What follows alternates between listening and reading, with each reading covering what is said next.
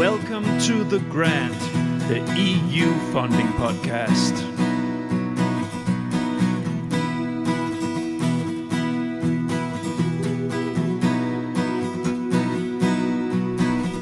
The Grant. My name is Niloufar Gharavi, and I'm the creator, editor, and host of The Grant. The Grant is an independent podcast initiative with the ambition to dig into all corners of the EU R&D funding system on topics of interest for the full EU R&D funding community. Startups are the organizations that are the most in need of finance. They almost literally spend all waking hours figuring out how to acquire the financial means to realize their wonderful ideas. However, the funding system as well as the venture capital area are both quite rough on them. Niloufar Gharavi is a startupper herself, but she also had a good idea a couple of years ago. Why not try to establish an ecosystem where startups are in the same community as the organizations that they need to collaborate with to realize their ideas? Companies, research, governments, and so on. She founded the Euro Nordic Funding Alliance, put her hand in fire, and scraped together enough money to do a kickoff meeting last year inviting exactly that. Startups, companies, venture capitalists, and funding scheme administrators to build a project facilitating community, where the raising of capital is on the full solution or project and not just the individual startup, making everything stronger and making the startups less vulnerable. Naturally, I had to bring Niloufar into the virtual podcast studio to share how on earth she did this out of thin air and how it works in all practicality. This is great stuff. Please enjoy.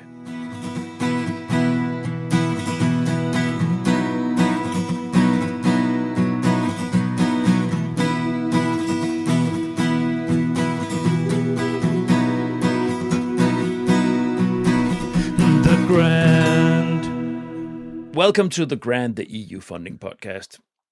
In the flow of my work with this podcast, as regulars know, I use LinkedIn as a source, not only for content, but also for guests, and picking up what's going on out there in the community of EU R&D funding. And even though I've been working within this for 15, 16 years, things still pop up. New things, new initiatives, new stuff that I didn't know anything about. And today we will zoom in on such a thing. But first and foremost, welcome, Niloufar. Thank you so much. Thanks Oh, for nice having to, me. and nice to have you in. And I guess you know what? It's very rarely I record on weekends because my guests they really don't want to get interrupted by me in the So, weekend in the downtown.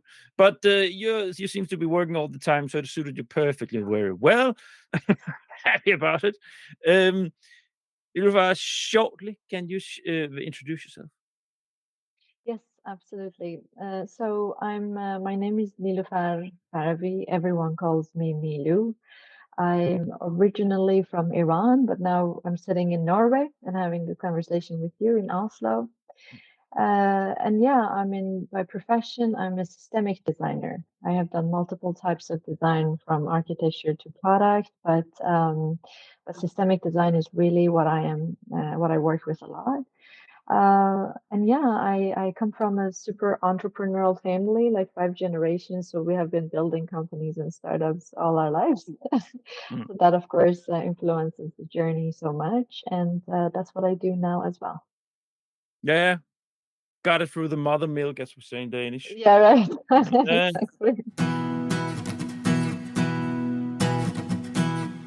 Now, normally, guess they also present the organization in the beginning, but you're not going to because this is what we're going to talk about in the full episode about the Yes, initiative that you have built up. So I think let's just move into the actual topic and what we're going to talk about today: startups, funding, and your initiative and your effort to make life easier or make life more, facilitate access to finance for Yes. startups or put them into a larger world of the communities that would help them realize and Yeah. grow. Short fly-in on, so the organization you built up is called Euro Nordic Funding Alliance. That sounds, we have a lot of flowers here, right? A lot of trumpets. Yeah, right, Can, exactly. can you share a little bit with us? So what happened? Like we will in a short second we're going to have a talk about the background or so on, but just shortly. So what is it in a nutshell? The initiative that you built up here.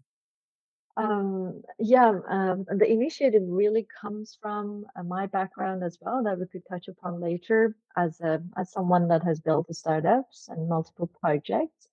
And basically, Euro Nordic Funding Alliance is a not-for-profit member association headquartered in Norway. I am the founder and secretary general. And we launched the organization approximately June last year with a very large event in Norway, in Oslo. And now, as of then, we are in 10 countries already across Europe, Nordic, and also based in Kenya, and expanding. But what is it? Basically, on a top level, we are an alliance partnership, like the name stands for.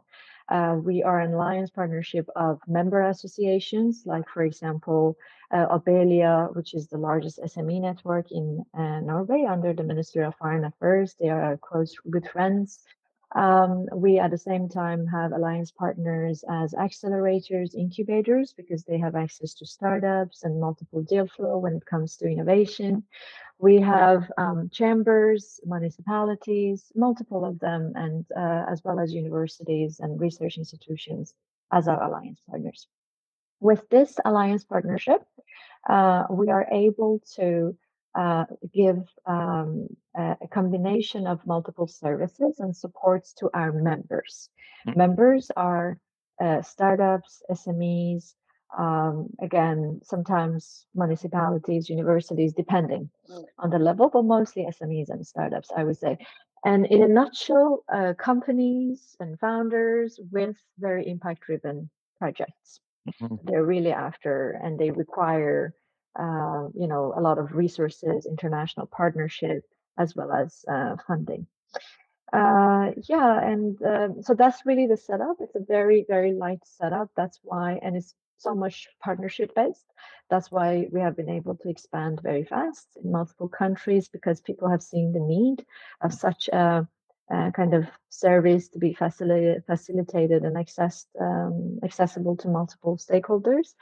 So that's the nature of the organization, and I can of course elaborate on what we do, how we do different things. We're gonna dig in. We're gonna dig in. So there's lots of opportunity to share how you did this, and it's quite interesting because going to your website, it looks impressive. Now looks can sometimes be deceiving, as everybody knows, but I think it looks like you did something. You're building something solid up here.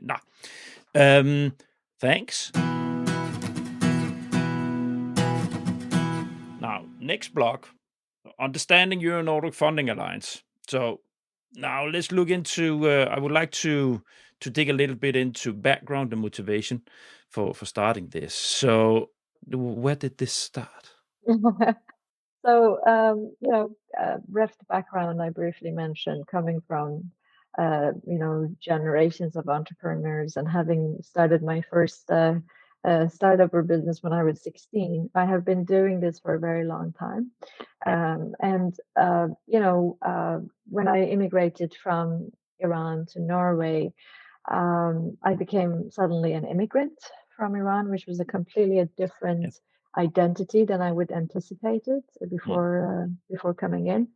So my life went under a lot of constraints, such as visa and multiple different international factors. When was that again? 2015.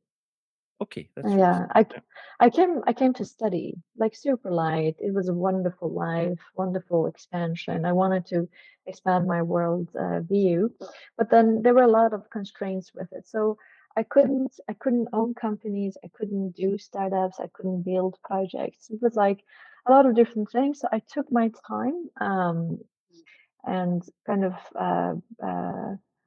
put myself in a position of trust within the communities I was working in, and like within the Nordics, also around Europe. I lived in multiple different places, not just Norway.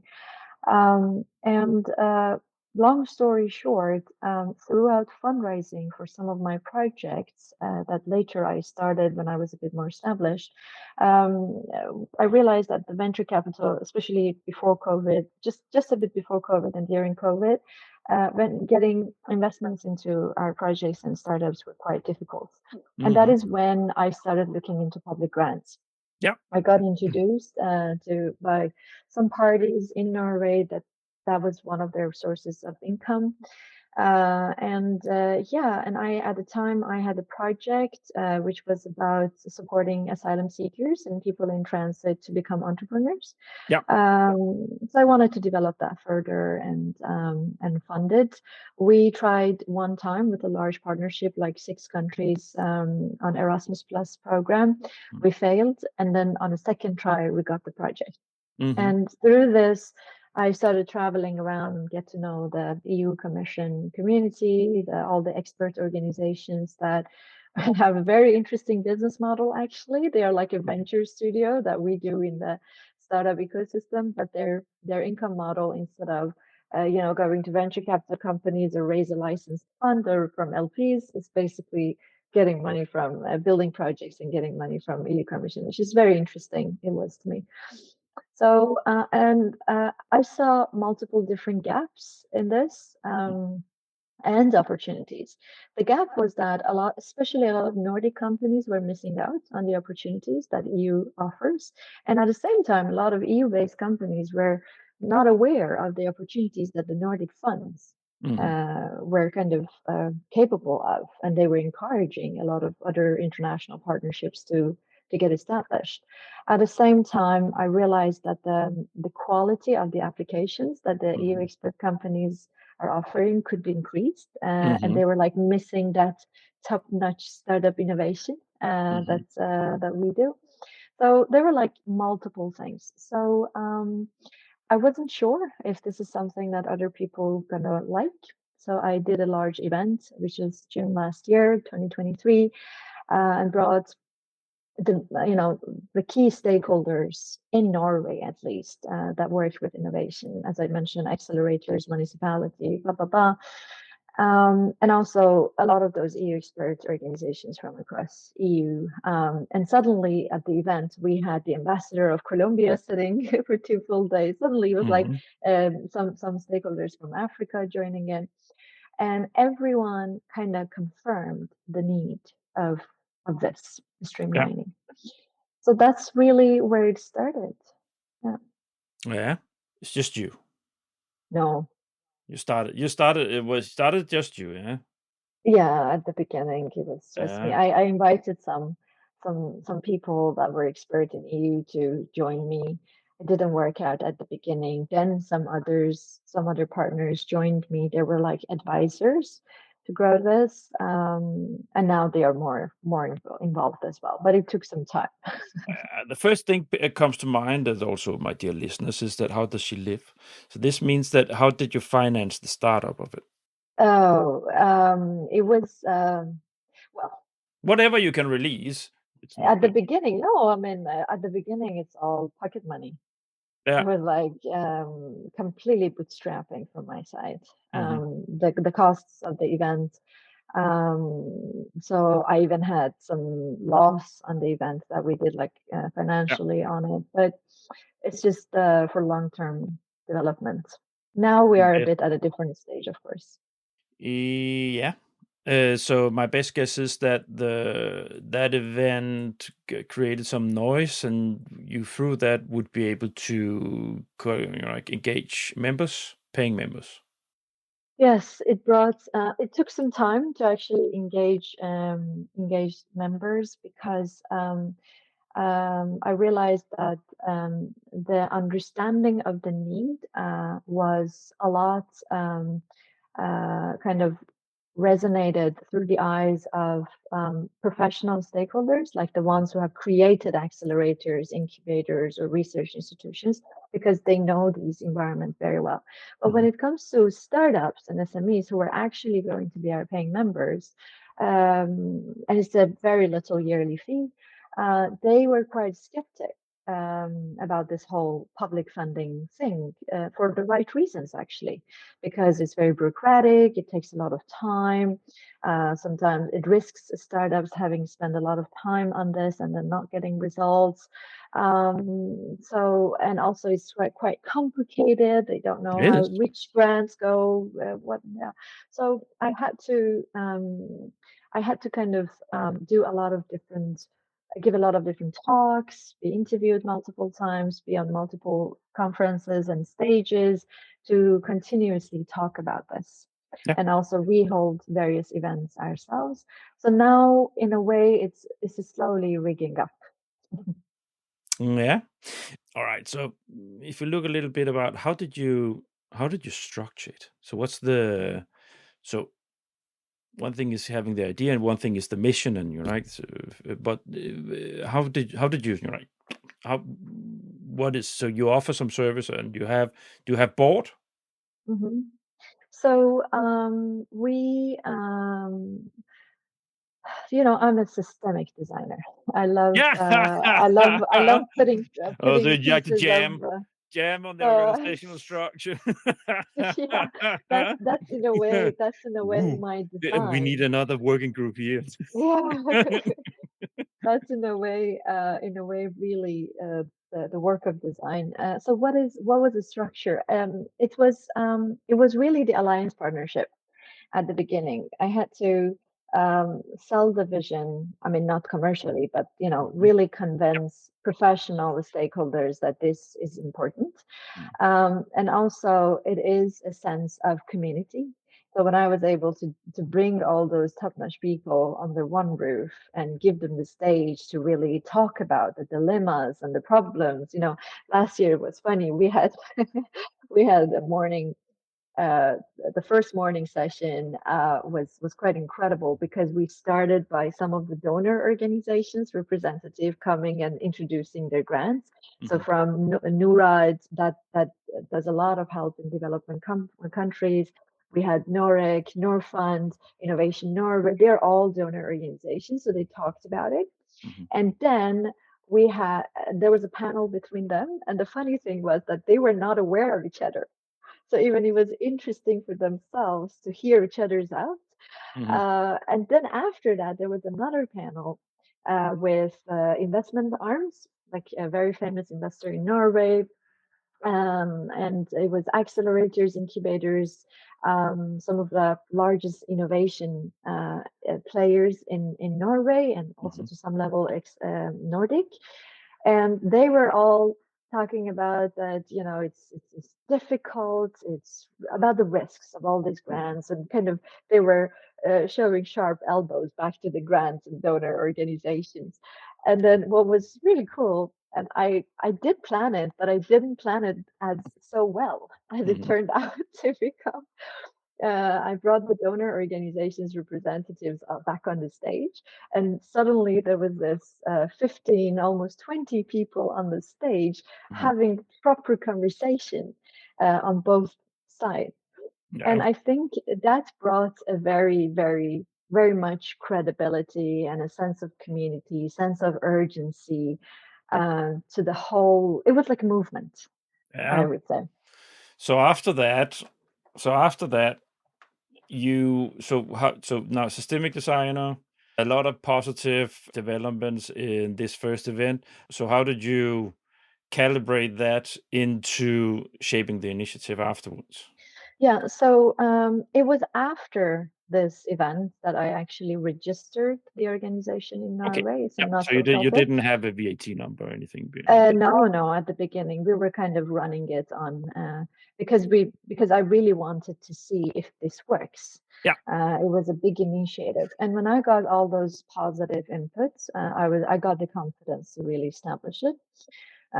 So we established a not-for-profit association in Norway, and by we I mean me and my current chairman, because it needs to be two people. And at the same time, even throughout the event, I had incredible advisors and also close colleagues. They were the ones that we have been doing projects, cross-border EU Commission projects together already. So we knew each other very well, and they supported this initiative with heart for real. So after we put it into an organization, they joined in as a global board of director and started committing to kind of run the national office of ENFA in the countries they were from. So the starting point was from Italy, Greece, Cyprus, and Spain. Also somewhat Germany, but that one was not as strong as the rest. And that was really the starting point. And the setup was very simple. We made a good deal together. I said that, okay, this is a brand that cannot grow without the involvement of the partners and their engagement. And this is a brand that the more we make it strong, the more values it brings to all of us. And then we kind of made a structure. I made a structure of national offices. So there's agreements between us, national offices. They are established companies locally that sign the agreement with us, and with the agreement, they give they commit to some things. For example, resource, network expansion, travel cost, like multiple things that is required for the expanding. And as I mentioned, it's a very light model, so everyone is committed to make this profitable on multiple level. Still, so far, structure demands me as the founder to cover most of the costs, and that is okay. But we are slowly moving, especially after the summit. We're slowly when we see this traction coming in and new members coming in, we're kind of moving towards to really expand the cost structure across the different partners as well. And of course, when we bring in large associations like Abelia or like, I don't know, multiple Confimi in Italy, that is equivalent to Abelia in Italy, and all those, it brings us credibility. For example, we just launched a partnership together with Ukrainian Startup Fund, and we have been in dialogue with Nurad for some time. And this already kind of gives us hopefully a very good position to support Ukrainian founders and consortiums of European and Nordic companies to work together with Ukrainian companies and founders to grow together and access those funds as well. So that's really a setup. It's all partnerships. All of it is just smart partnerships. Yeah, and I think the listeners would need to understand. So it's these offices, these local country offices, they do this. It's not like they are being paid by you. So they do this parallel to that. So they are they work in their own organization, so to say. They have daytime job, and then they are representing, so to say, on the side. Yeah, but their daytime job is relevant to this. I understand. So for example, our partner company, our kind of national office leaders in Austria, we have two very, very good colleagues of mine. They are very expert, incredibly expert in Erasmus Plus, especially in Erasmus Plus, and also to some extent Horizon and all those. And regardless of whether ENFA has new members or not, they are continuously building projects towards submitting grant applications to EU Commission. So when we immediately bring a new member into our ecosystem, it kind of brings an opportunity to them as well, because it's a new partner that they could bring into it. So it's a lot of, as I mentioned, it's a good deal for everyone that has really created the backbone of this organization. Of course, we're working on calibrating as we go. It's a lot of, as a designer, I'm a big fan of learning by doing. Mm-hmm. So, for example, by the number of new national offices that come in from different structures, different mindset, there are new questions that really kind of strengthens the structure and calibrates it. Mm-hmm. Yeah. Do you have any employees that have you lifted the organization to that level where you have employees that you pay a salary? So the structure is that all the national offices, they have employees Yeah. uh, as that work with the ENFA brand as consultants. Yeah. It's something like that. Yeah. So in Norway, we are like three, two plus with some volunteers that work with us as well. Yeah. And in other countries, we are so the composition is like the board of directors and the national office leaders. They are very experts. They are the ones who have created those companies, and they have staff, Yeah. like incredible project managers under EU grants or whatever. And so those leaders, they, for example, designate 1 to 2 of their staff members part-time Yeah. to join us on this mission. But moving forward, we have some different income models that we are activating, have activated and are activating, and we're hoping that we would be able to hire more full-time resources in multiple hubs of us. This is incredibly clever way of building an organization where the engaged partners, they see an added value enough to say, look, this is synergizing with what we do, so we are actually prepared to have people designated in their daytime work in our organization, because this is what we do anyways, and this gives us extra capacity, it gives us extra critical mass, it gives us extra input of possibilities. It's very clever. Congratulations. Thank Well you. done. It's Well of done. course, I mean, there are two components to this to Mm-hmm. actually work. One is that I think throughout time, I have been able to gain their trust. It's vital. And Oh, it's vital. that's very important. Yeah. And at the same time, I am always open to their questions, their advices, their contributions. And at the same time, it's a it's a very, very high pressure thing on me as well, Oh, because yeah. as much as they are incredibly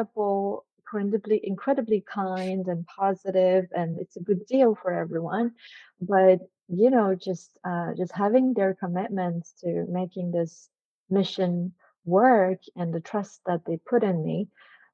You said that it's very rare to do your podcast over the weekend. Now you see me when we went on the call right now. I said that I have been on call with my tech team since 6 in Yeah. the morning, and this is Saturday Yeah, gotta love it. because we are launching a product, an AI solution to our members. Mm-hmm. That is, yeah. So, it gives a lot of drive, I would say, to You know what? deliver. We're mirrors. We're mirrors of each other. Neil. It's like, doing something like that. It feels like, I don't earn anything whatsoever on the podcast yet. I do need to go into monetization, so I am started looking into that. But there's a lot of footwork behind that. I understand that. I Uh, understand that. All right. You know what? I put here that we should talk about key actions and stuff like. But let's just move it, because what we need to talk about.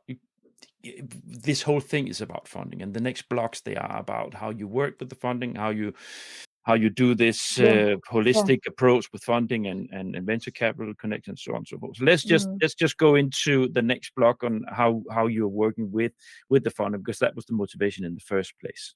Yeah, exactly. That's the basis of the whole organization. So how do you help, and how is your support structured? Yeah. So I it is a very, very time-consuming, risky, and difficult job to do grant applications. Oh, it is. And I, That's the baseline for people listening to my stuff. Yeah, and it's It's my incredibly business model. difficult. Yeah, it's incredibly difficult. Um, so what we do is okay. So let me give you the customer journey, the Yes, members please. Yeah, journey, yeah. like the designers say, the service designers. So when a startup becomes our member, they pay to become a kind of a yearly member. It's like a yearly membership fee, depending on whether they are SME or a startup or NGO and which location they are. The fee differs. Scale fees. Yeah, there is a structure to that. Now, as soon as they become our member, they get a designated part-time relationship manager. And this Yeah. relationship manager is expert in um, grants applications, tenders. Some of them, they are also experts in investments, attracting investments and all that, because our mission is started by, really focusing on grants. But I more and more saw the need of blended financing approach, which really combines grants, tenders, with venture capital investments, philanthropic funds. It's like Question. as the name question. Go ahead. Is that arbitrary, or do you somehow map the company's needs or the members' needs, and then from that you see, okay, this mentor or like fits with this? Or So that is really part of the job of the relationship manager, to get yeah, to know the company very well. okay. They are, and through the beauty of it is that through that getting to know each other phase, the companies learn a lot from that person Yeah, of yeah, how yeah. to do things. The simplest version of it is that they get completely a handheld approach to go and register themselves on the EU Commission portal and get their Yeah, PIC yeah. number. That's the simplest, which they have never done before. Never knew such a portal exists. Yeah. Never knew what the programs are. Yeah. So it is capacity building just through that handholding as well. Now, another thing that this person is aware of, which we are building more and more, is the pipeline of the applications that our partners are going for, regardless of whether this new member is on board or not, because that is the business model of the companies that are our partners. They create incredibly smart projects, and that really responds to the call for proposal. For example, one of the programs that the EU has put out, they build the partnerships, the consortiums, the proposal, the concept note, everything, and they submit the applications depending on when the deadline is and what the program is. Now, we are building more and more a list of that, like a deal flow structure for Yeah. ourselves. And just by knowing that, and knowing the member very well, this relationship manager of ours would be able to match them within one of those consortium. And it, of course, comes with the startup saying that what they need, the other consortium building party saying that, okay, what they need, what they're looking for, what is the topic of the project, what is the industry of the project. So all of that kind of matchmaking happens through that. So as soon as they get matchmake, which is the best thing that could happen to startup, because going into when you have never done this before as a startup and you really don't have the resources to put so much time on this, the best thing that could happen to you is not to sit and write a full application on your own, or even with a support, or even No. hire somebody Oh else God, to no. write it for you, because that's also costly.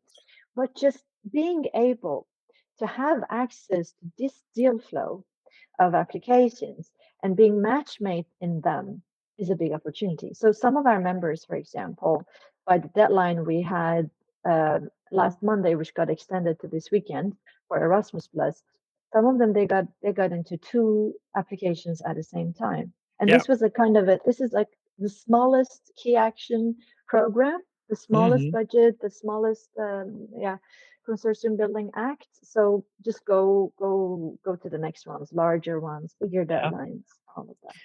How broad do you go funding scheme? I should like how far do you map? You understand? Do you? So now we're talking Erasmus here, but I do Horizon Europe. Yeah. So we have chosen some of the programs that we have started to work with. Erasmus Plus is one of them. Horizon, we're looking into Interreg as part of the summit, for example, we have in a week. We're looking into also there are incredible opportunities under EIC Accelerator. Yeah. So like maybe approximately 10, because we also have been welcoming the donor organizations from across the Nordics. For example, Nordic Council of Ministers. They are based. Their headquarters is based in Copenhagen, Denmark, but they have offices across the Nordics. For example, in Norway, they are Nordic Innovation. In Sweden, they are like Norden. Yeah. So we are in the process of strengthening our position and access to the Nordic funds as well, to add it to the programs we support. Now, just for the listeners, because my listeners, they are cross European, and we are Nordics. You and I, we are Nordic. So we are now we're now Nordic Council. Yeah.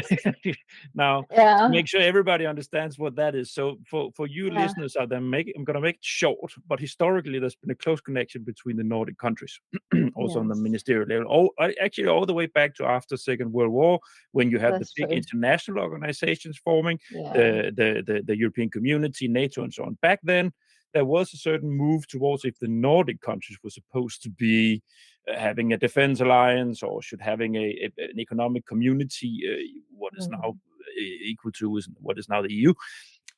Anyways, it didn't come to that. But what did come out of it was that they made a collaboration, country collaboration, international cooperation organization called the Nordic Council. And of course, you have Scandinavia, but you also have Iceland, Finland. Actually, I think the Baltic states are in there now. So it's in some of them, yeah. Yeah, and the council is very much soft collaboration, but it's on ministerial level. The Nordic Council of Ministers, so it's a little bit like the EU. So the ministers are there; they are collaborating, and then you have the arms that has been decided, just like the EU have a funding body. So you have the energy part, and you have the funding, the Nordic Innovation, where you fund different activities. So it's not naturally not as big as the EU. But you have some cigar boxes there, so to say. You have some boxes there that is supporting collaboration in the Nordic countries that you can access. Yeah. So that I just needed to say that. And each of these programs, they sometimes have the priority to only support Nordic countries to collaborate and build consortiums between one another. Some of them, they have a broader approach as well to engage more European. But the reason that we are called Euro Nordic Funding Alliance, it's also because of that, because there are a lot of European companies that they would like to connect more with the Nordics. And at the same time, one of the biggest burden of innovation across the Nordics is lack of scalability and market. Yes. So basically because there has been a lot of good R&D budgets and research and innovation, Nordic countries have very, very good level of technologies that are at a prototype or kind of some level of scaled up production, but they really don't have the market capacity and the scalability kind of resources to mass produce and build. So that's why it is also incredibly important for the Nordic countries to connect Nordic companies to connect with the rest of the companies around the world. So we started by building the stretch of Euro Nordic, and then now incredible companies from across Africa, they're joining us on this mission as well, because there Yeah. are good funds for them as well to connect with more European companies or Nordic companies. And we're hoping to see what is there for Latin America, really grow the network. Yeah, and this is of course interesting because the Eurocentric point of view that you often have when you work with EU R&D funding, it is you have organizations like yours. It's not that long ago I had a Swedish American founder couple in this studio called Scientify Research, and they're focusing on the research organization side, but it's basically an organization that also facilitates funding, not just EU fund, but across the globe. Yeah? So looking at it globally, 360 degrees, and trying to give access to researchers sitting in research teams and universities, a broader perspective. And this is a little bit the same you have here, that you try to give a little bit broader perspective for startups. You facilitate these companies to give them a helping hand in take the hand, yeah. And then Yeah, you walk them exactly. through how you can access, Yeah, how you find collaboration possibilities for them, and then yeah, you support them in how this is done. The PIC, yeah. a very Because concrete, tangible example. if I Um, wanna if I yeah, wanna put our mission in a very concrete terms, I would yeah, say that we entirely have two missions. mhm, One is to give everyone, like startups, SME, research institution, a kind of a systemic value chain driven approach to mhm, their innovation, which means that a startup needs to collaborate with a more scale up or a factory, and a municipality is going to support to implement. Each of them, they are a piece of a puzzle. That we call them the consortium and the project.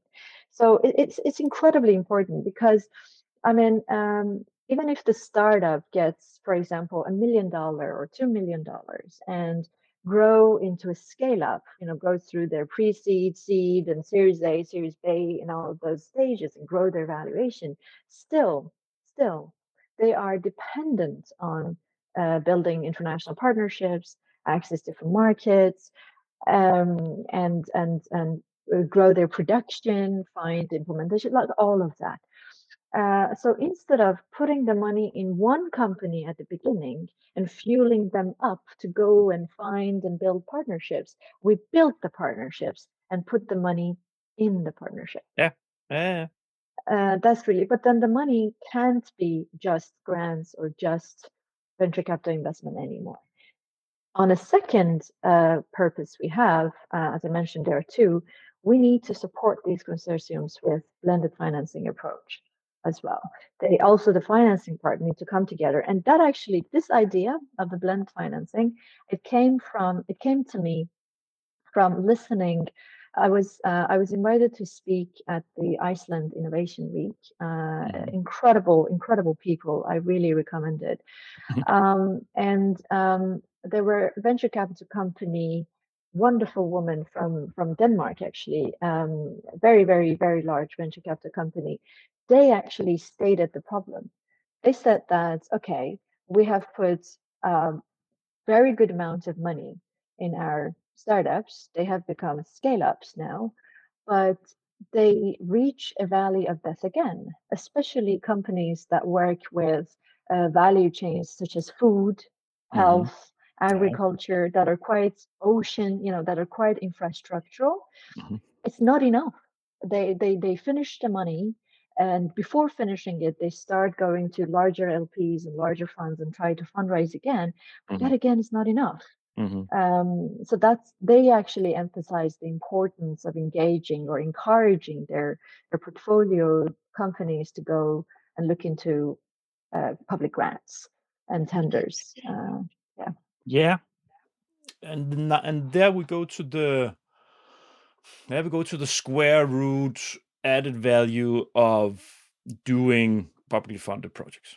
where you need to be in a consortium, because the tangible motivation for most when they think of this is, I need funding, I need money, I need the resources to be able. I need to cut the risk a little bit with this investment. But that's not the real added value in the end. And this is what you're doing in reality, because your thought, which is very clever, is that when you work together on something, you facilitate that they come into a consortium, partnership, whatever, apply for funding. They work together on this, so it gives it's balancing out the risk. It's not themselves anymore. They're in a larger place with a lot part of the value chain, and there's even funding for it. Now, what happens here when they work together in that consortium is that they will also start to collaborate bilaterally. So it's not it's not just about. So you have, of course, the tangible. You have work packages you need to follow. You have deliverables. You have a project that has to be delivered over 2, 3, 4 years. Fine, but the collaboration there will synergize into many more things. Absolutely. But what happens is that they have it with a funded security while they're doing this. Yeah. I mean, I often tell, especially to like startups that are new to this, I say that they asked me, what is the, it was very interesting. We had last week, it was the Oslo Innovation Week, and we had 2 events. One of them is because we're hosting the Brand of Founders Live in Oslo. I'm their lead in Norway. And that brings a lot of deal flow of incredible startups to us, that we can engage them with such activities. But at the same time, we had a designated ENFA summit, because we're doing this, ENFA roadshow. We want to do series of events to create more awareness now. And at the summit, we had startups, like, I think there were like 70 founders. I asked them to raise their hands and all of that from the crowd. Your audience could find the photos of it and all of our activities on our LinkedIn. That's our kind of primarily communication tool. So one company, they asked me, what is the success rate of the applications that you guys support with? And I mean, that's a fair question. But then one of our colleagues, or also friends in the audience, which I didn't know if they are going to join, but it was basically some our friends from the donor organizations, like grants donor organizations. They were in the room as well. I was very happy to see them. I answered the question from the logic we have, and I can answer here as well. But he took one of the representatives, he took the microphone and said, okay, I come from the other side of the spectrum. And asking what is his success rate of applications is just like saying, okay, Magnus Carlsen, the most famous like chess player globally, and also he's Norwegian, what is the success rate of him in the series of competitions that he joins in? It is a competition that you guys are coming in. But what could increase the success? They are tactics, they are knowledge, they're like factors with quality, factors, also some elements of lobby. Sometimes with some of the projects, I'm quite open about it. There are quite many lobbies sometimes. Of course, not corruption, but some level of deal making in the structures. With influencing or advocacy. Advocacy. Yeah, not exactly. Corruption. So yeah, he that was his answer. And but we do have at ENFA, with our structure, we do have mechanisms that really reduces the risk. We increase the amount of applications that you get partnered in. So it's not just one application that you have to spending months in and a lot of resources, and then when it doesn't come through, you have lost a lot of time and resources and everything, and lost your hope with it. So you get engaged in a lot of different partnerships and opportunities at the same time per call. And you get support for writing the applications, for being partners. So most of the time, the applications you get partnered in are with the least possible effort. from your side. Yeah. So startups also need to see the effort that Yeah. they put in compared to the opportunities that they could untangle. Mm-hmm. And another thing is that regardless of whether that consortium and that project is going to get the funding or not, they're going to get international partnership. Yeah. Those partners on the ground, they can represent the startup on the ground in for example, if part of your consortium there is a municipality somewhere that was their role to expand your product and you don't get funding, still you have the relation with the municipality Mm-hmm. to find another way Yeah. to fund the implementation. So we shouldn't underestimate the values of this, except the money. No, the thing is, no, I've been doing this a lot on behalf of like also startups, but municipalities, so stakeholders, SME stakeholders that wouldn't normally approach by themselves funding of moving towards the EU funding side. Right now, when you do this, intelligence is an extremely important part of the ability and capacity to be able to identify the most likely consortia to receive funding. To short, because not waste time is not the right word, but there is, of course, if you have a call where you have 10 consortia that are writing proposals, you want to make sure you come in top 2 if you have 2 proposals being. So you need to understand how to identify the most likely consortia to receive funding. Now, is that so? When you guide in that phase, does your partners, do they maneuver in that in that ocean there to find the right fish? I mean, so we do them. The first step is really the matchmaking, right? Mhm. With the right call, with the first with the right program Mhm. and Yeah. deadline. Second, with the right call under the program, and third, with the right partners Mhm. internationally. So, and that is why our nature is a network. Yeah. So sometimes we're expanding the network. So far, our network members are ready to collaborate and build a lot of different partnerships together. But we're also expanding it, so the deal flow is really increasing. So what our partners do, they really because they have been doing, as you say, for such a long time, Mhm. they know the mechanisms, they know the calls. They would really be able to put the pieces of the puzzle Okay. together in the right Yeah. way. Yeah. But what I haven't spoken about yet Mhm. is that we out of my own kind of excitement and making things easier for myself, Mhm. we have also developed an AI tool Oh my goodness. Very well. for the Yes, and that is, for of course, you have to.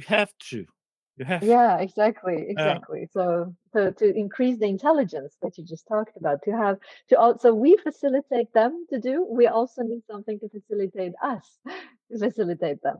Yeah. So that is also that's why I said I was awake from 6 in the morning with my tech team to launch it. Have you developed that yourself? Yes, with my tech Yeah. team. Yes. Yeah. Mm. No, Yeah. there's an invitation for another podcast episode then, because I'm doing Yeah, I would love to talk. I have an AI series that I'm doing together with 2 wonderful people that have been having guests on my show for several times, and I'm sort of doing it with them as both guest and host, so to say, at the same time. Yeah, right. Okay. And we'll get back to that. So yeah, Absolutely. yeah. Absolutely. But No, that what can are be you? So great. what is the tool doing? Well, let us Can you go more share in that? detail about You wanna so put a so the the cliffhanger there?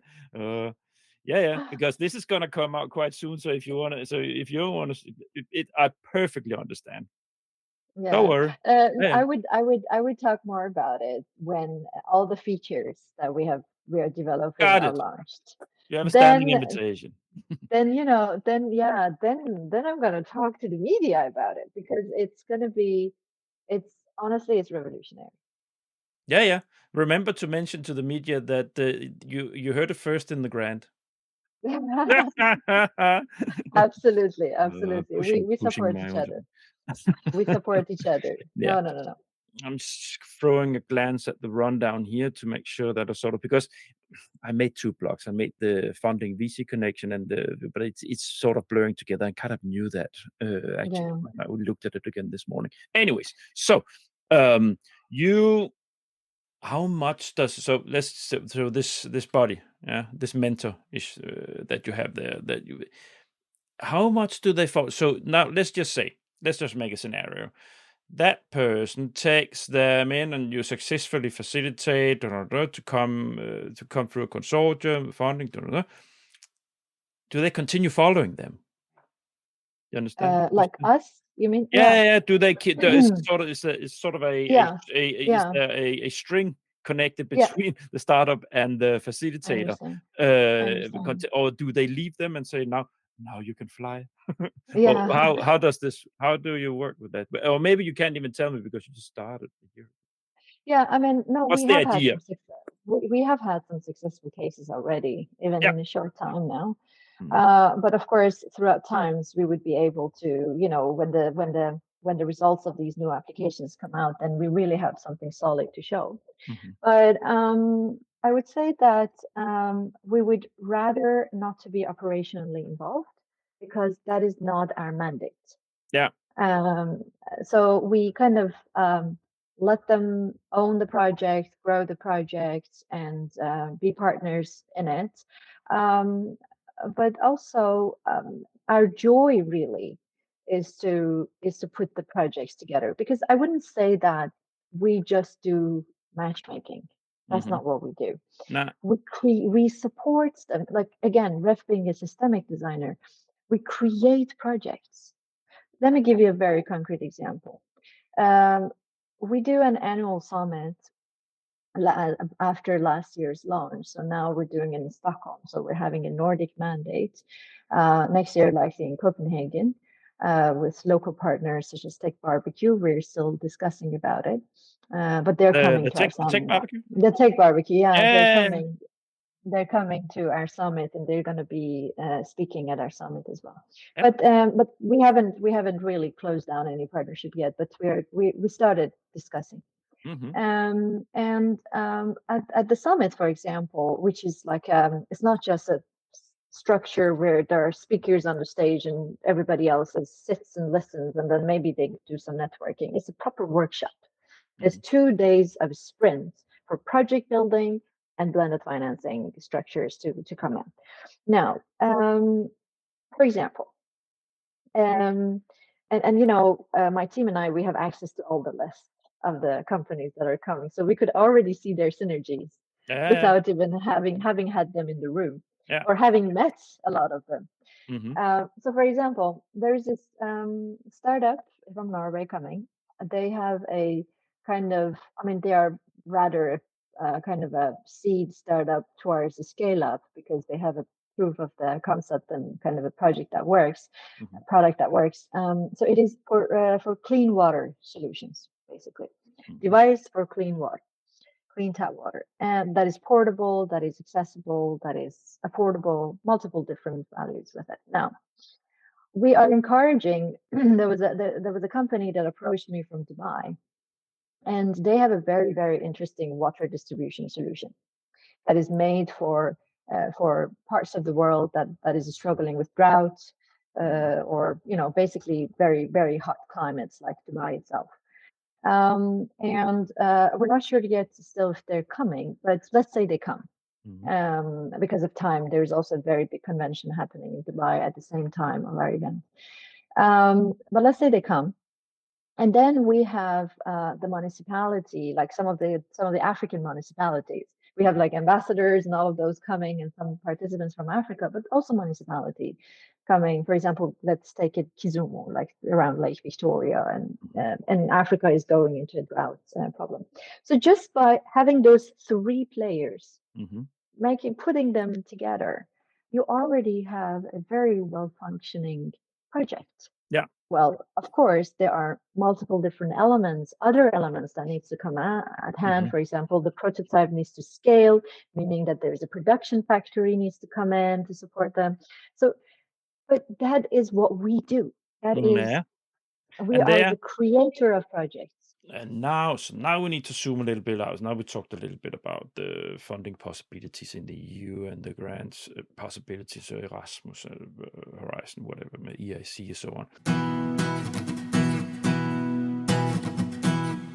That's because you made a nice bridge here, talking about something where we're actually more in the venture capital, or making it might be difficult to find funding in the EU for what you just scoped, but there will definitely be somewhere where you can access financing for something like this, both with venture capital, private capital, and so on. With how share a little bit with the listeners and me how you because the blended funding. Yeah, you started out saying it in the early of this episode. Share a little bit with us how you work with this. Mm.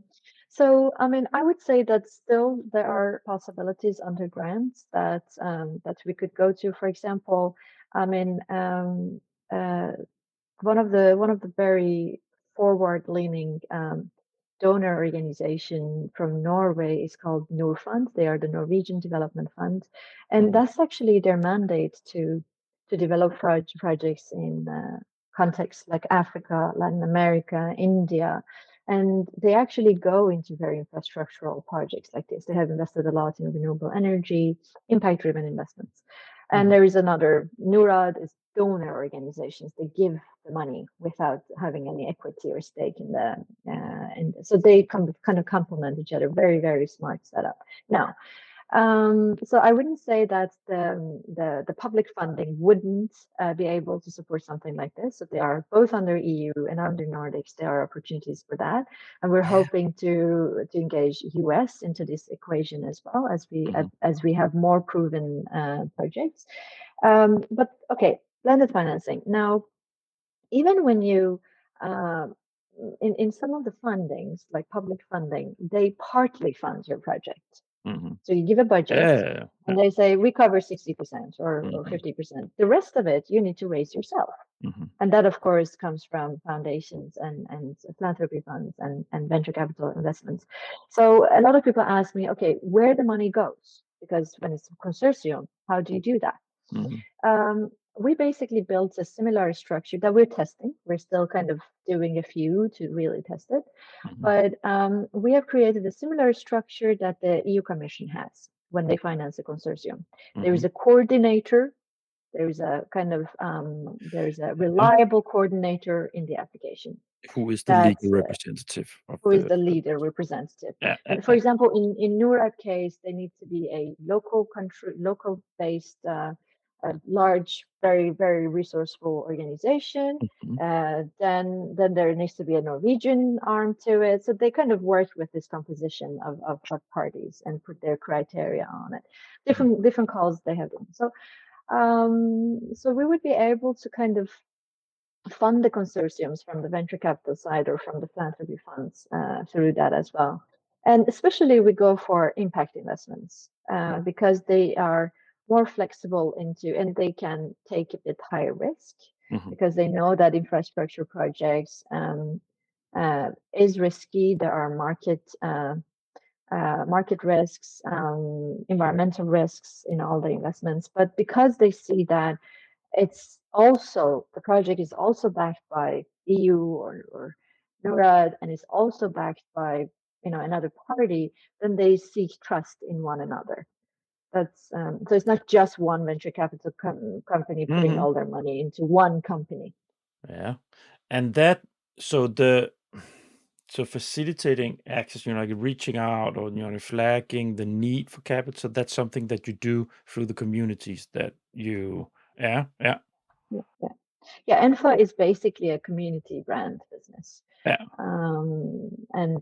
And we are kind of in the middle of that, try to see the bigger picture all the time and put them together. Yeah. The European Commission is also quite, as the years have passed, they've also quite focused on blended financing here and there. So you do have, and you probably know much better than me in detail about it, but I do remember having seen alternative ways of how the structure would be for strategic calls to approach, where I would say so here in this call there would need to be venture capital amounting to the XYZ amount of a percentage of the financing and so on, trying to engaging with the venture capital community, getting it attached to the EU funding to sort of exactly what you're doing here to lift each other up. Yeah. Take the financial need, risk putting the hand into the fire together, so to say, and finding, like to lifting initiatives up. Yeah. I mean, these type of initiatives, honestly, in a way, I'm really not doing anything new. Mm-hmm. My innovation is to put the right pieces of things that have been going on for a very long time from different aspects, different angles, different groups of industry communities. I'm just putting them together Nilo, from you're a putting people holistic together. perspective. I'm putting people together. Yeah, and no, and that's you create a path. You create a what it's out there. It's Yeah, out there, but it's already out it's a there. maze and it's a jungle. It's Yeah, it's amazing. you are structuring information. Yeah, and You access are and structuring information, information. and you are facilitating organizations into what they can so much individually, but you're putting them together to find a way through. They all have Yeah, challenges, the bottlenecks. The and venture capital sources, they have their challenges. Finding the yeah, right way to investing their money. Like mm, finding new interesting opportunities that yeah, where there's a like a potential, and the yeah, startups, they are mm, so dearly looking for funding to fund their ideas, and they don't mm, care if it's private capital or public capital, whatever. mm. They just want to grow this idea that they have. Yeah. I mean, startup founders, they spend most of their time on raising capital, and that's horrific. I Yeah, mean, the terrible. ones that, yeah, I mean, I've been through multiple startups where we have really went through too much of constraints just because the raising capital was difficult. So I mean, just having, like, for example, with the event we had last week as part of also Innovation Week, I was quite surprised uh, because the topic was untapped potential of grants for startups. And of course, also Innovation Week's website is a very good marketing tool itself. That's their mandate. But like kind of 2 days before the event, it's maybe bad to say, but I was so busy with our summit in Stockholm that I really didn't do commercial or marketing efforts for this pre-summit we had in Oslo. So I opened the Eventbrite, looked at the registration with expecting that we'll probably have like 10, 20 people. And that Mm-hmm. was still fine because I knew that it's good to have intimate conversations always. We do Yeah, sessions yeah, like that. yeah. But we were fully booked. We were sold out. There were like 150 registrations. And that was a very, very big kind of green light to the mandate Mm-hmm. that we have and to the efforts that we're making. And simply because startups are we are introducing another alternative of financing to them. As simple as that. We're saying, let us open the opportunity to you for grants Mm-hmm. or more, So it was interesting, very interesting, and incredible conversations with the crowd at the events. And I'm really looking forward to the one that we have now in Stockholm. Of course, I feel a lot under the pressure to make it work, but let it be learning by doing. We'll talk a little bit. I'll make sure that you get a chance to talk about this exclusively in the end of this conversation. But there's something I need to ask you. Do you make a strategy for the startups? Do you make a funding plan? Do you do that for them? Is that part of the work you do to make them do you give them sort of guide, like put down a plan for them? Not just for the first facilitation, but in general, how they can approach this. So is that part of? Yeah. So we do, and we want to do, and we actually do, but we want to do more of. But the reality is that, for example, a Nordic startup Mm. for SME is a different price, but for Nordic startup, they we just ask them 600 euros per year to become a member with us.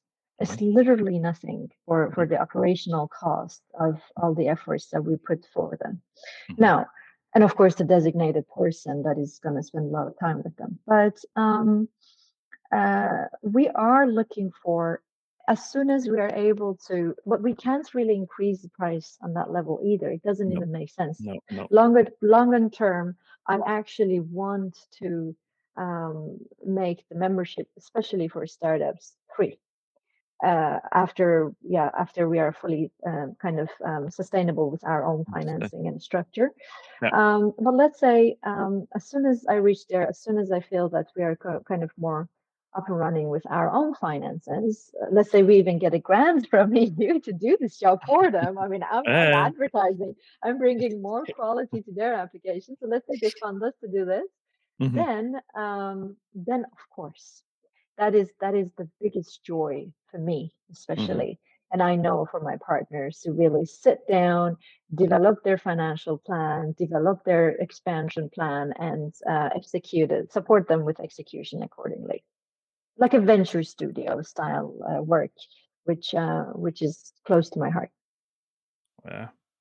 I think I'm more or less covered what I have here when I look at it. And I think the listeners has got a good idea of it now. What I want, so if when I go to your site and Hmm. I look through the services in a nutshell, that's all nice. But what I as a former proposal preparer notice is Hmm. proposal development A to C or A to Z. Yeah, we also support that. Yeah, exactly. How? Because I've been a grants consultant myself. That alone is a very resource intensive job. So how? It is. It is. What does that include? Just to balance people's startup. If we have every startup listening here or facilitators of startups, Yeah. what can they expect in that part? Yeah, so when I mentioned the customer journey, I mentioned the part that the designated relationship manager is going to match make them with ongoing application. Yeah. Another step of that is to actually support them with building projects based on Hmm. their value proposition and write the application. Hmm. And all of that happens with just that membership yearly fee. Are you So got how how? I know. It's crazy. I know. But I know, but we are not a consulting company. That's never Exactly. the deal. Yeah. We are not competing with any other consultants that do application writing and they get cuts or they get prepayments, most of them. Hmm. Hmm. Uh, we because that is not only one of the source of incomes for us. We have multiple other things that we're working on. Then we would be able to kind of start by putting our own resources into writing the applications and then get a success fee afterwards, or even partake in the project if we like it, or depending on that. We're still, of course, working on fine tuning all that structure because ENFA is really like new into this the way it is. But it has been, of course, a lot of bootstrapping from all of us, especially me, No, so far. and I just want to say, you wouldn't have had to add that service. Yeah, yeah, I didn't You have would, to. And like, because why? No, don't do that. When I saw that deal, for Christ's sake, why do you put yourself under that kind of pressure? Because that expectation is that you write it for us. Uh, yeah, yeah, but that's but what people that's know. rough. But that's what people know. I mean, startups or companies or everyone, the only thing they know about grants Mm. facilitation is that somebody writes it for them. Uh-huh. So if I would have taken that out, then I become an alien to them. That's why we encourage, also for our own sake, we structure the matchmaking first. So they also, with the least effort from their side, from our side, we bring some revenue to them or income to them and to us, and then we would be able to build on more applications. This is indeed the way to do this, because it's then you support them with maybe some input for work package description. There might be a little bit about the they write about technology. You can sort of help with that text a little bit to strengthen it, and then They receive a form, they fill it, and that's it. Yeah. So it's just very important out there. If you have startups listening to this, Nilu and her partners, they're not going to write your full application for Horizon 20 proposal, Horizon Europe proposal. That's not going to happen. They will help you with input. They help you with input. We want to do that. No, I mean, no. We want to do that. We want to do that, and I think we will end up doing that. But so there's a reason I'm putting it as part of that, because we want to do that. But we are definitely fine-tuning the cost structure for that as we speak. Yeah, because then it should be something where you involve yourself, or partners are themselves involved. For example, So for example, I mean, at the same time, it's very interesting because ENFA is the facilitator. We also have to be a very neutral party to support our members and all of that. We shouldn't compete with them. But the reality is that even if we get engaged in the applications, like our partners around the professional partners, it will actually only strengthen the partnership, because they have a very wonderful track record of positive outcomes, and they are known by the national agencies. They are well trusted. They have, built a 20 years of track record on it. So it's actually a positive thing. But those are the mechanisms that I am very, very, very conscious about. Yeah. Yeah, so the bigger you grow, you also need to avoid conflict of interest. Exactly. When you have members being part of competing consortia, stuff like this. Yeah. But I mean, the volume. But then we have the volume aspect in it as well. I like the competition aspect of this. I like it because it encourages everyone to grow better into their value propositions and be more targeted. I really enjoy the type of questions that are mentioned in every single application under different programs. They really, really want you to be very solid. And that is something that rarely happens in the startup world. Everyone just makes a 10-page pitch deck. That's already a very long pitch deck, right? The 10 page. And they need to, I mean, I have been into startup ecosystem. It's a big show business as well. It's a big show. Let me be honest with you. Whereas with EU commissions and these type of grants, it's real business. You need to have built the detail, the structure of your activities, budgets, partnerships, all the details. And I admire that, actually. Yeah.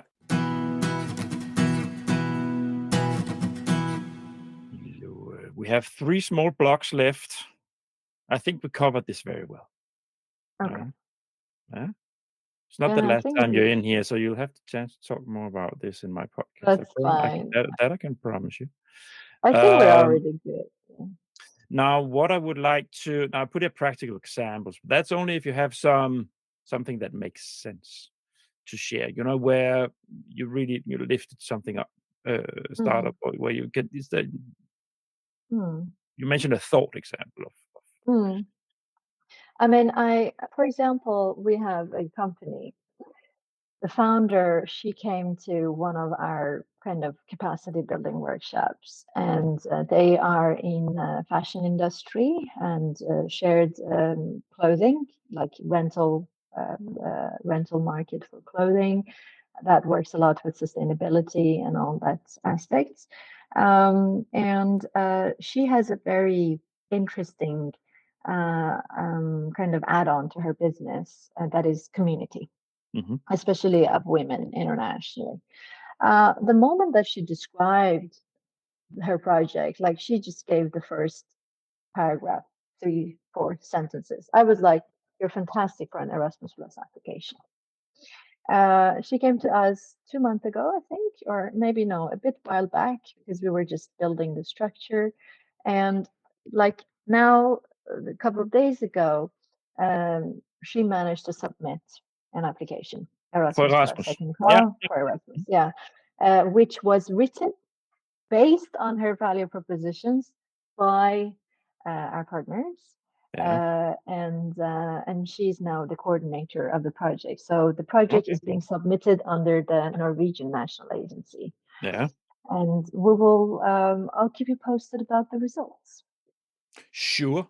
And just to make everybody aware of this, regulars will know I do have an episode. So each episode has its own dedicated website. So I will put here the page, of course, a link to the organization, and I will put a link to your LinkedIn profile so everybody can connect with you.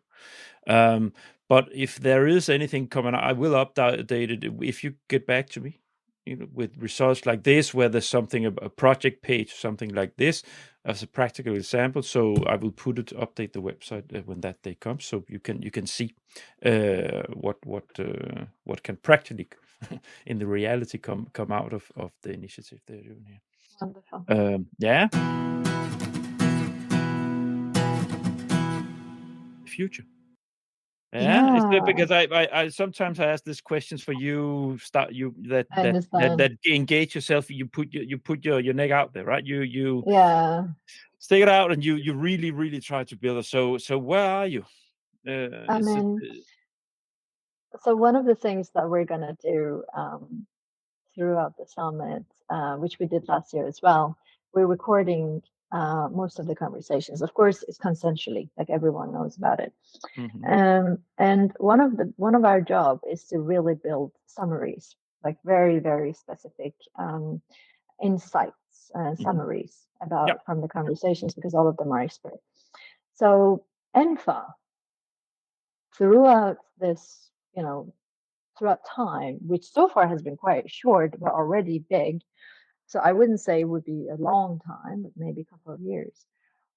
ENFA would be the organization, the resource for getting access, streamlined access to blended financing and impact projects. That's your ambition as an organization. Yes, my ambition. Yeah.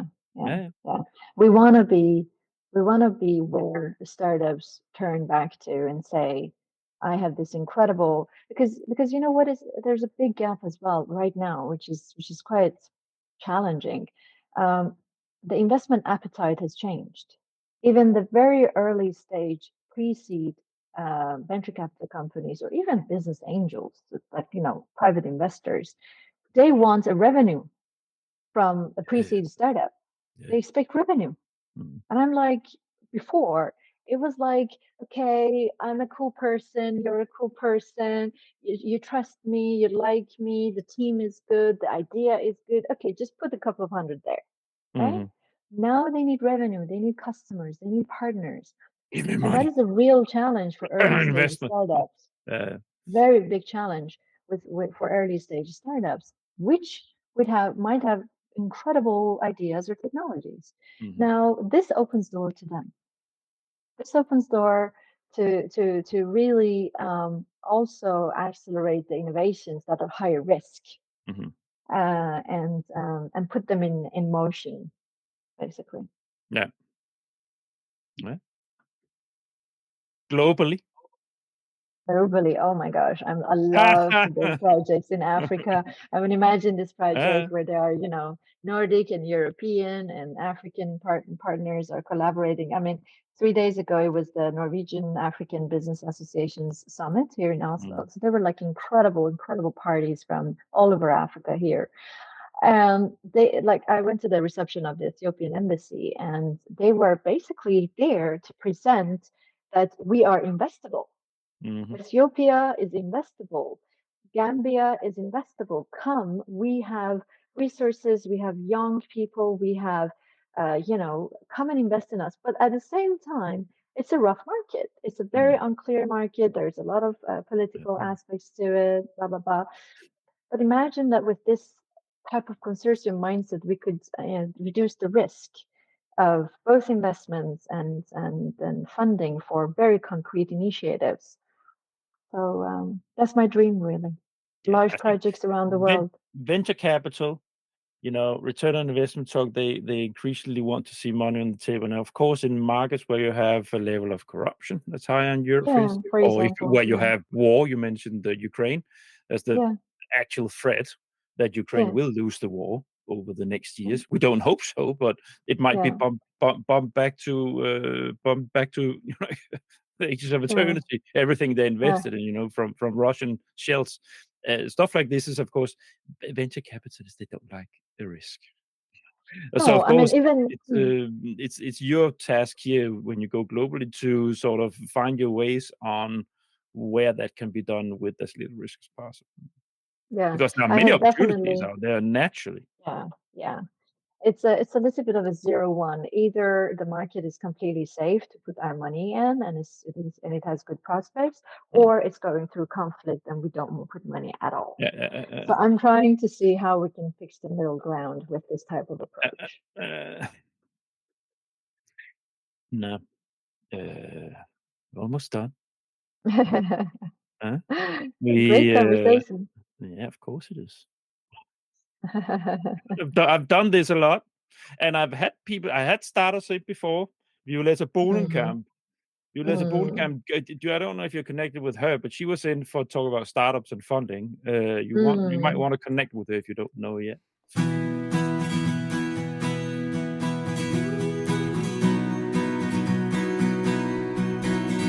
The Grand. I always have the segment called the toughest challenge. Mhm, All my episodes, and for you, toughest challenge mhm, is building a facilitating network organization within the mhm, funding venture capital world. mm. What is it? The roughest and What is toughest part? um the roughest and the toughest part is in a way I need to convince everyone that this is the right way of doing things, or Yeah, not the right way of doing things, but to bring their mindsets towards this. yeah. Now, I have last year I have spent a lot of hours and time and commitment to build that trust and culture within the startup ecosystem, and also, of course, venture capital and all.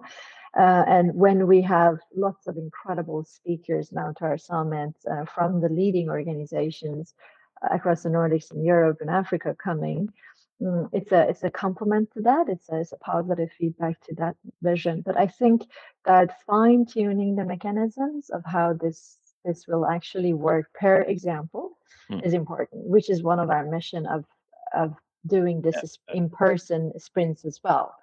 People are gonna at our summit, they're gonna sit in round tables and talk very concrete about, okay, what are we offering, what we can do, and how are we gonna do them. I promise. Thanks. I promised you that you can flag what's going to happen next week. That's Yeah, when this episode is launched on the day of the event, first event. So yeah, exactly. what's happening? At the event, Yeah, yeah. I mean, so It's in 14th Stockholm. of yeah, 14th of October, that's our first day. Yeah, 8:30. We are based at Berns, which is a wonderful, wonderful venue, historical building. It's very nice. I saw So your we video welcome. from the venue. Very nice. Yeah, it's a very welcoming place. I'm really happy that our participants are getting to be there. Mhm. And so 8:30 Monday, we're welcoming our guests from, I think, almost 45 countries, or maybe even more. I Mhm. don't know. I haven't counted yet, Mhm. but from all across Europe, Ukraine, Nordic, Africa, India, even like UAE, like Middle East region, and um, it's going to be amazing just to have them all in one room and Mhm. meet and greet Yeah, and yeah, just chill together. And then there will be three very important panels after the welcome welcome speech. The first panel is the Nordic innovation representation, where we have Tech Barbecue, stakeholders from different stakeholders from the Nordic coming and really talking about how they drive innovation and all. And we would like to openly support them to talk about the challenges as well, the market scalability I mentioned. And then the follow-up panel will be with the donor organizations, such as Nordic Innovation, NORAD. We're still working on making sure that the representatives are there. Mm-hmm. They're very busy people. But they would be talking about their priorities and comparing notes. And so all that, these two panels would become insights back to our participants. And there wouldn't be just, the participants will have a very good amount of time to have proper Q&A, because it will be, we want it to be a completely interactive session. And then it will be followed up by a very concrete example of a success case, because Sweden is going through innovation reform. Some guidelines and regulations are changing, so we have some people that are going to touch upon that. In the case is in health tech, so that gives a very concrete example of that collaboration to our audience as well. And then we launch our AI tool actually at the summit. They are already using it, and we will touch upon specifically Ukraine as well. With Ukrainian Startup Fund, we will launch our collaboration to support more Ukrainian founders in collaboration with Europeans and Nordics and more. And the rest of the 1.5 day is all workshops. So three workshops for building projects, facilitated by us. Project facilitated. Well done. Yeah. Thanks. Thank you. We need to shut this episode down. I'm just going to land the plane before we say goodbye to dear listeners. So dear listeners, thank you for listening to the end. I hope you found this very, very interesting. As interesting as I did. If you like this, go to my platform, thegrant.eu. There you'll find tons and tons and tons of episodes. Now I have more than 130 episodes and lots of content. Also, if you're interested in funding for SMEs, I have a couple of episodes specifically on startups. So if it's startups, that's your corner, then you will find it. I will link to them in the episode notes here, so you have direct access to the couple of episodes, specifically on startups. And when you are there, don't forget to subscribe to my email list. So this is, if you have any sympathy with what I'm doing here with this independent podcast, do subscribe. This is helping any independent podcaster a lot. So please, by all means, and thanks in advance for that. And finally, don't forget to connect with me on LinkedIn, because that is where the fun happens. That is where the flow is. I also established a The Grant page so that you can run in and follow. That's also where I pick you up if you want to be a guest on the show. That's what happened here. Yes. Very nice. Yeah. So, Neil, thanks for joining. And thank you so much. I wish you lots of success with your event, which is when you are listening to this up there, is on the same day and the day after. So, lots of success with that, and lots of success at all with your initiative here. I have a lot of sympathy for that. So. Thank you so much. We hope for the best. Let's say goodbye to dear listeners. Bye. Bye. Thanks for listening to this episode of The Grant. All the Grant episodes have their own site on the Grant website. You will find the link in the episode notes where you listen to your podcast. On the site for this episode, you will find a link to Niloufar's personal LinkedIn site and a link to Euro Nordic Funding Alliance for anybody interested in this. Further, I will add a couple of earlier The Grant episodes where I dig into the startup environment. Next week, I have a good old colleague for P&O on board, Helena Calzado Roldan, Innovation Management Expert in Smart Innovation Norway. She reached out and asked me if we could do an episode about the roughness of receiving the rejections for your little babies. The proposals, that is. And that is a very nice conversation you can indeed look forward to. Remember that the grant would really like to join some EU proposals as a partner or subcontractor. I am slowly getting interested feedback for having the grant included in proposals for 2025 calls. And why is that? That's because some proposal developers realize that adding sound to the proposal communication strategy can be a strong addition to connecting with the project stakeholders and the world beyond the realm of the project. For a relatively small part of the project budget, the grant steps into the communication and dissemination group and delivers a plug-and-play solution with strong podcasting expertise, 16 years of proposal and project experience, and a big follower base. Reach out through LinkedIn or my website if interested. Finally, don't hesitate reaching out if you want your own podcast episodes flagging topics of importance for you specifically. Grant's consultancy company Inspire Science have their own series with 3 episodes flagging their capacities within different areas of supporting research organizations towards EU funding. The possibilities are many. Flagging your capacities as a company, pushing a message towards the process ecosystem as research organization, promoting an important event, or boosting your communication strategy.